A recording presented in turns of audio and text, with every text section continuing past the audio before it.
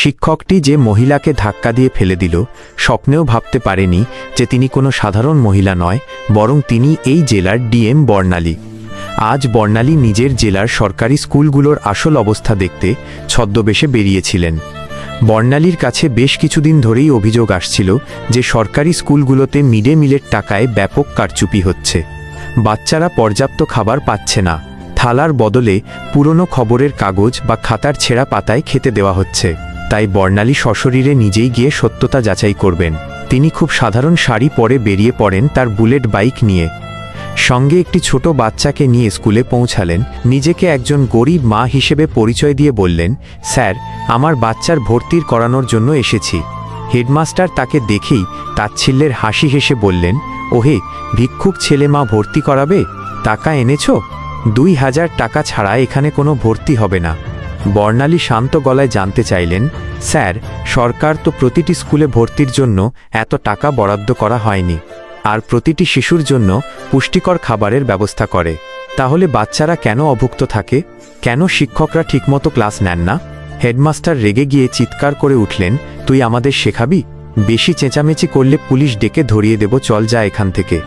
ঘাড় ধাক্কা দিয়ে বের করে দেব। যা, ভাগ এখান থেকে। এরপর তিনি ইশারা করতেই একজন শিক্ষক বর্ণালীকে ধাক্কা মারলেন। সাথে থাকা শিশুটি ভয়ে কেঁদে উঠল।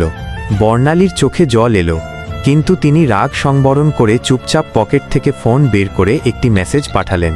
কিছুক্ষণের মধ্যেই স্কুলের বাইরে সাইরেনের শব্দ শোনা গেল। এসপি এবং শিক্ষা দপ্তরের পুরো টিম গাড়ি নিয়ে স্কুলের ভেতরে ঢুকল। পুলিশের বড় কর্তা সেই সাধারণ শাড়ি পরা মহিলাকে স্যালুট করলেন, জয় হিন্দ ম্যাডাম। পুরো স্কুলে তখন নীরবতা। শিক্ষকদের মুখ ভয়ে ফ্যাকাসে হয়ে গেল। বর্ণালী এবার গম্ভীর ও কড়া গলায় বললেন, আজ তোমরা কোনো গরিব মায়ের গায়ে হাত তোলনি। তোমরা আজ দেশের ভবিষ্যৎ এই মাসুম বাচ্চাদের অধিকার কেড়ে নিয়েছ। তিনি সঙ্গে সঙ্গে নির্দেশ দিলেন, স্কুলের পুরো মিড ডে মিলের স্টক এবং হিসাবপত্র চেক করা হোক।